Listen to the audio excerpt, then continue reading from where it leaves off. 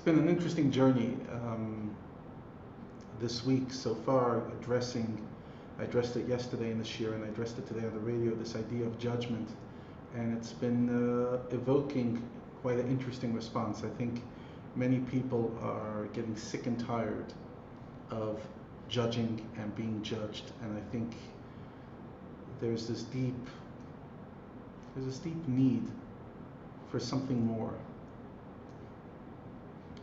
You know, for the past year, we've kind of been in survival.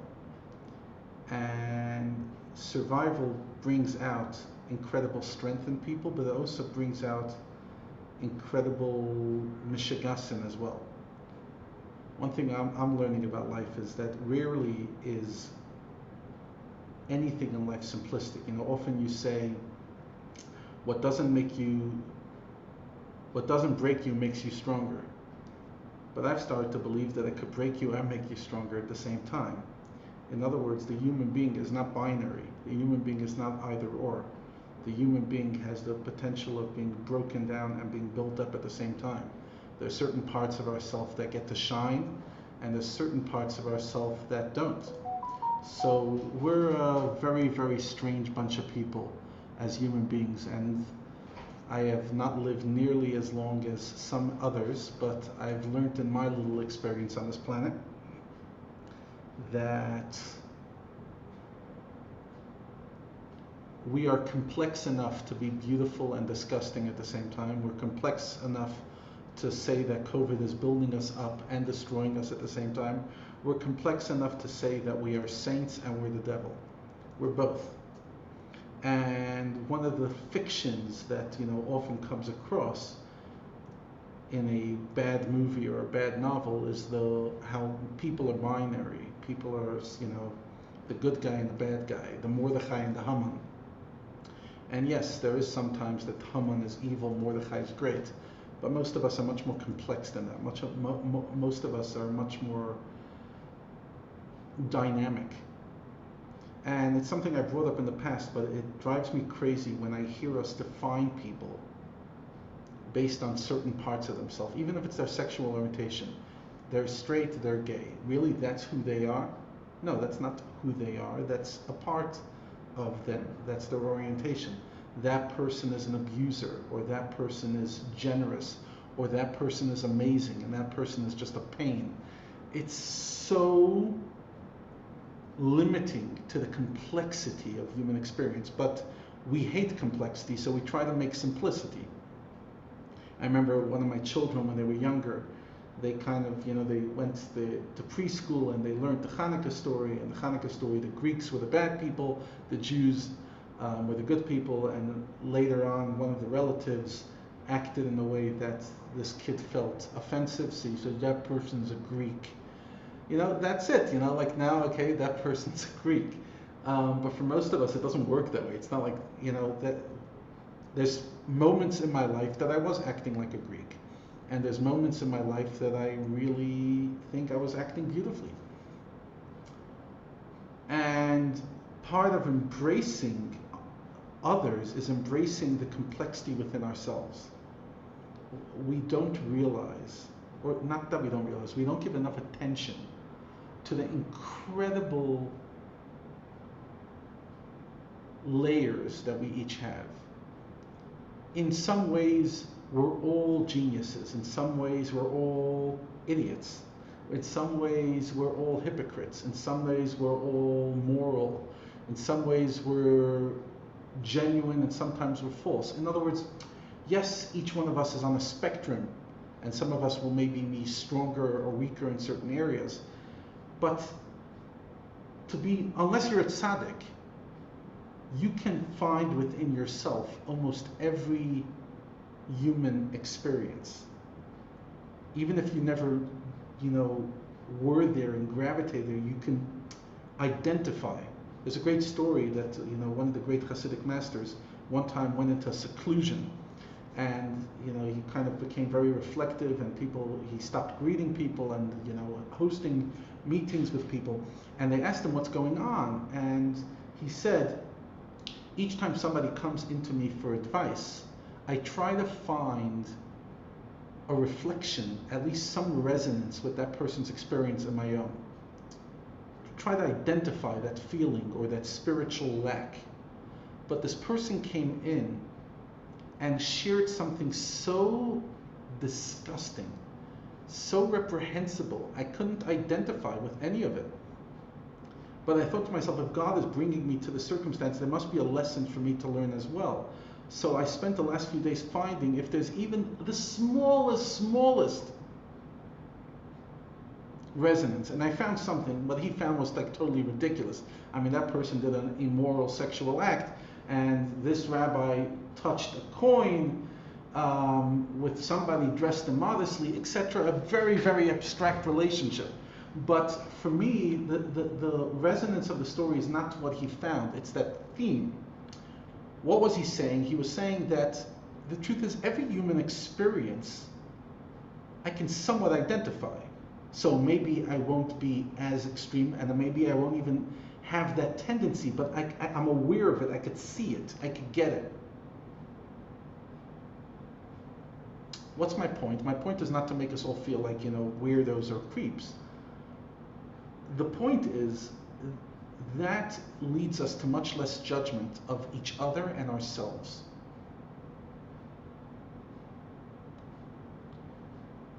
If I see you as a weirdo because you have certain tendencies, so let's say, for example, that person has a huge anger problem, and when they get angry, they throw all the toys out of the cot and they become an absolute menace. Fine, you don't become that. But did you ever taste anger in your life? Do you know that feeling? Okay, so maybe you tasted it at 1 and they tasted it at 95. But you've tasted it? You felt it? There was a moment that anger took you over, even if it didn't lead you to that. And I'm not accepting what that person did in a moment of anger, but you felt anger? Can you at least acknowledge that anger is not something only that the other person has, it's what you have? Can you at least develop compassion for the fact that the other person struggled, even if you don't condone their actions? There's an expression that we say regarding Hashem, choker levavot. We say it a lot on Rosh Hashanah, Yom Kippur. God is investigating the hearts, because only God truly knows what's in our heart. We ourselves don't know what's in our own heart, let alone what's in somebody else's heart. We are so complicated. Sometimes people walk over to me and say a compliment about something, like, wow, that was so generous. But deep down, I know that maybe that was 80% generous, but there was 20% selfish. And again, I try to accept the compliment and say thank you. But ultimately, only we know a little bit about how even the thing that seems so beautiful is often complex. And even the thing that has no agendas can often have a drop of an agenda. And that's not to say that we're bad, it's to say that we're human. That's the human experience. As we said a few weeks ago, that part of the sin of the tree of knowledge is God, after the Adam and Eve ate from the tree, they created this hybrid where there's no good without bad, there's no bad without good. Everything is intrinsic, everything is layered, everything is complicated. We try not to make it that way. We try to divide the world, the good people, the bad people. My friends are good, the other group of people are not necessarily as good.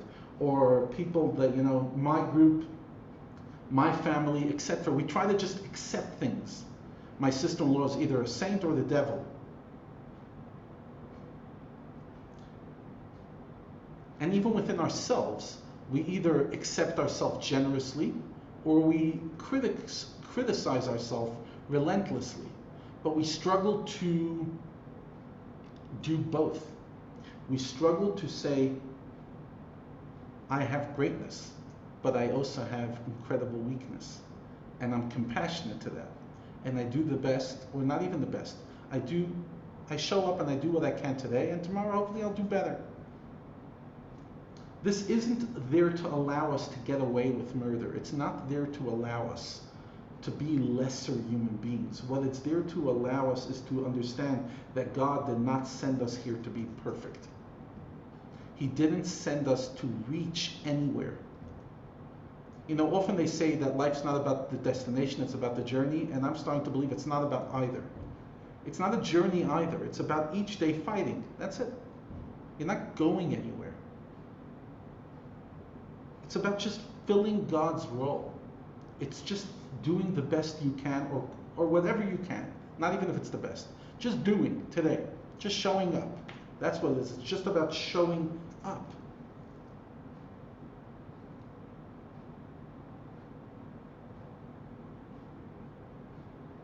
You know, when it comes to the realm of human emotions, if we're not complicated before that, human emotions take things to a whole different complexity level. Yesterday I woke up, you know, sharing a personal anecdote. I don't think it's that personal, but it's an anecdote that happened to me. I woke up and, you know, someone looks at me about an hour after I woke up, after I davened, someone looks at me and says, you know, Rabbi, you look a bit disjointed. And I thought to myself, I think I'm okay, but then, you know, like I spent a few minutes like asking myself, usually when people tell you you're off, chances are they're right and you're not just aware of what you're going through. It's not like when everyone says you're not okay and you say you're okay, chances are you're not okay. That's one thing I've learned. So I spent a little time with myself and I started realizing, yeah, I'm actually not. But I couldn't get it. I mean, the day before was a great day, Sunday was a great day, Sunday night I had a good night's sleep. I couldn't get it. I couldn't understand what is going on and what's it all about. And I was talking to somebody that morning, and it was a very logical person. It wasn't like this like weirdo out there kind of person. And this person turns to me and says, Did you have strange dreams last night?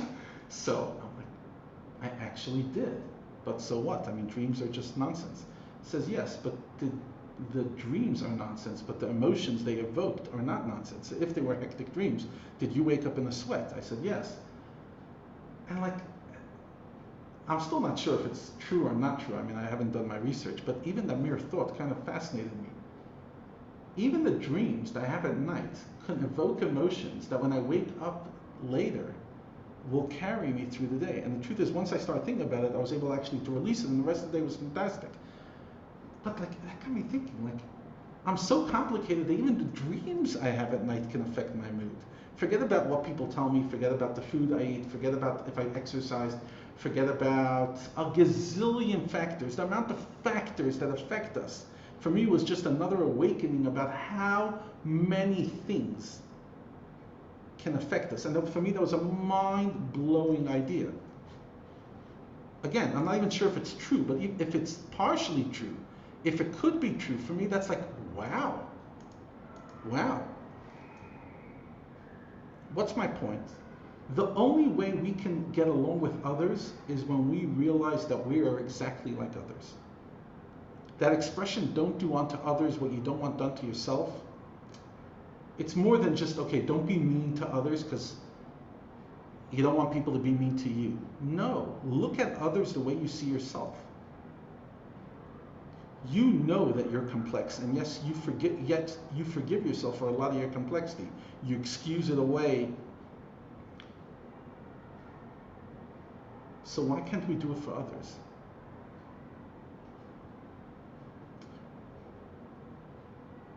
I know it's not close to Yom Kippur, but for me, one of the incredible Chagim of the year is Yom Kippur. What does God come and say? God says once a year, I'm wiping it clean. I'm wiping it clean. We're starting a relationship again. That idea of being able to look at another human being and saying, you know what? I don't know what your agenda is. I don't know if you yourself know what your agenda is. I don't know if we both know. But I'm wiping it clean. We're starting afresh because I don't think you're the devil, even if you did something really silly.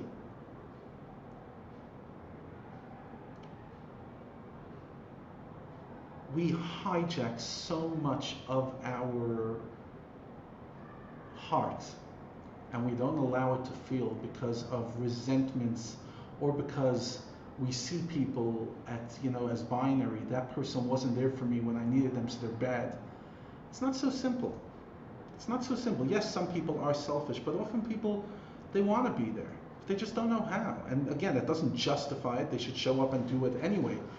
But like I remember for myself, there were certain times I maybe didn't show up fully for people, but I don't think I was being bad. I was most probably not being considerate, and I could have done better. But like if someone says, Rabbi, you weren't there for me then, I never want to have a relationship for you, like, I get it. I get that emotion. But really, like, is it that binary?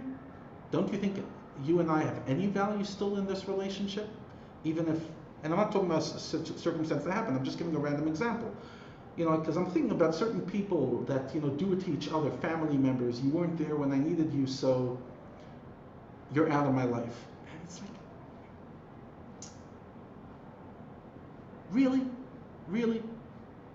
Is the person that was there for you a saint, and the person who wasn't there for you the anti-saint? Is it that simplistic? Can't we at least be generous enough to realize that we're complicated? Maybe the person was going through a really bad day or a bad week, and again, it doesn't justify it, but it helps. But be honest with yourself. When you were going through a very difficult time, it was very hard for you to show up for somebody else. Don't treat others the way you want to treat yourself. Means look at them and see them with the same compassion. You yourself know that you're not always in the mood. Oh my gosh, they didn't invite me to the wedding. But you know what? You remember yourself that when you were inviting to the wedding, you not necessarily didn't invite out of malice. You didn't invite because maybe you couldn't afford, or because you just forgot. It doesn't mean that person is not important to you. I could think of times that, like, you know, I had a simcha and I forgot to inform people who were really important to me. And the fact that I didn't inform, I'm sorry, yeah, like, I should have remembered, but it doesn't mean you're not important. I don't know what it means. It just means I was overwhelmed.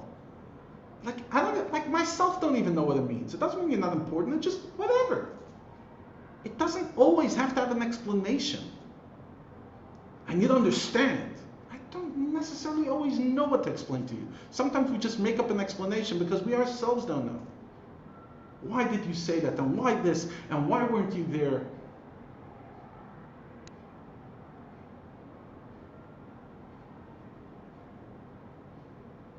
And you know, as I said, COVID made us a little more judgmental about each other. But one of the ways to become less judgmental is just to appreciate. We're complicated. We're so complicated. Between nature and nurture. But I don't want to talk about other people. I want to talk about us. In other words, remind yourself how complicated you are. How your mood can shift 20 times in one day. How you can be so mean and so nice 1 minute to the next. How you can push through a line, you know, just being selfish, and then a moment later you see a beggar at the street corner and you give them 100 rand. So are you a bad person, a good person? I don't know. You're both. Often we're like, oh my gosh, did you see what that person did? They pushed through the line. They're the most selfish. Are they? The act was selfish, yes, but really? Is that what they are? They're bad? And it often happens like when big scandals take place. I remember when, you know, growing up in New York, the tabloids are all over the place. Over here you see the tabloids on the street corners, 50 tabloids on Louis Botha, but you know, you sit on the train, you see this person with the Daily News and this person New York Post, and it's always a scandal. Oh my gosh, this politician, you know, had an affair. This politician stole something. They're evil. And yes, if they did something wrong, they, you know, sometimes they have to be held accountable, always, to a certain extent. But it doesn't throw out everything they did right. Let's be honest, they made a mistake, but they're not evil. No, they're evil. Really? Are you such a saint? Do you never draw between the lines? Again, it doesn't justify anything. It just says stop seeing people any different than you see yourself. If you're a saint, then fine, you could expect sainthood from others. But if you're not a saint, then have as much compassion to their imperfections than you have to yours.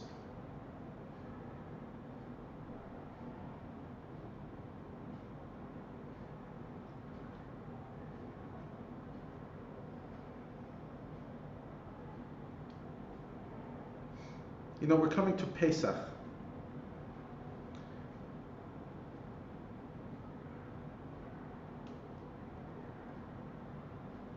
Originally, when the Jewish people left Egypt, it was all beautiful. They went to Sinai. It was all fantastic. They stood at the mountain. They screamed, Naseh Nishma, we'll do and we hear. Then the next 40 years, they drove Moshe absolutely bananas. And he struggled with it. He really struggled. You know, the nation that was so pious suddenly became complicated, complainers. But at the end of his life, he suddenly realized that he loves his people. He's come to embrace that even though they're complex, they're still beautiful. When our children are born, our babies are so pure, they're so beautiful, they're so perfect. Everyone says it. You know, like you always hear mothers, grandmothers, fathers, oh my gosh, that baby is so perfect. I've never heard anybody say that about 20-year-olds. The 20-year-old is so perfect. No, they're teenagers, they're young adults, they're far from perfect. When two people are in love or lust, whatever you call it, oh my gosh, she's perfect. She's everything I dreamed of. And you rarely hear 40 years into the marriage, oh my God, he is perfect. Why? Because things, when you're naive and you're clueless, things look perfect. The baby, you don't know anything about the personality. You don't know if the baby's bipolar. You don't know if the baby has an anger problem. You don't know if the baby is just annoying brat. You don't know what their food preference is. You don't know if they're a narcissist. You don't know anything. Of course they're delicious. But then the challenge is to discover their imperfections and love them. Not anyway, but not only despite it, but embracing their complexity and realizing you're the exact same thing. You're also complicated. And yet you were loved by people. So can't you give the same love to others?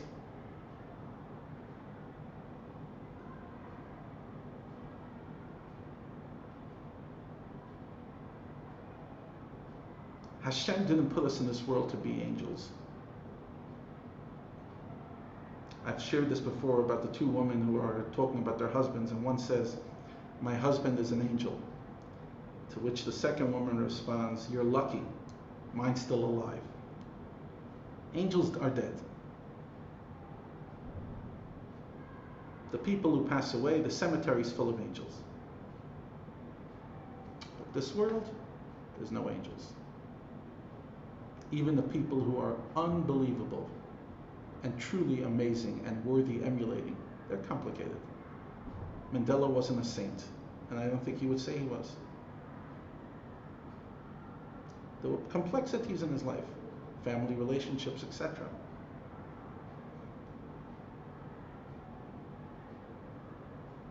To appreciate the complexity in one another and to appreciate the complexity in ourselves is so liberating. Because it says, ladies, stop trying to be anything else. Just do a little better today than you did yesterday. Do a little better the next 5 minutes than you did the last 5 minutes. That's all. You're going to die imperfect. You're going to die complicated. You're going to die with so many layers. And you're going to live that way as well. And that's beautiful. And that's fine. So here's my wish, my l'chaim, on water. L'chaim to ourselves, that we see ourselves with compassion. Because if we see ourselves with compassion, we'll be able to see others with compassion. If you see yourself critically, then you'll see others critically. V'ahavta l'reacha kamocha, you have to love your fellow as yourself, and the sages say, only if you love yourself can you truly love your fellow. Only if you're generous to yourself can you be generous to others. So let's remember to see ourselves through the eyes of forgiveness, compassion, and understanding of human dynamic complexity. And then we could do it to others. And then we could be more forgiving. We could repair relationships that we thought are irreparable, because even the person who did something so terrible is still so beautiful. And even the person who's so beautiful can often be so terrible. It doesn't mean that we're all the same. It doesn't mean that we're all on the same level of the spectrum. There are some people who are more saintly and some people less. Some people are 1 and some people are 9. But there's very few people who are 0 and there's very few people who are 10. So as long as we're 1 or 9, we're somewhat still in the same boat. Shekayach, and thank you.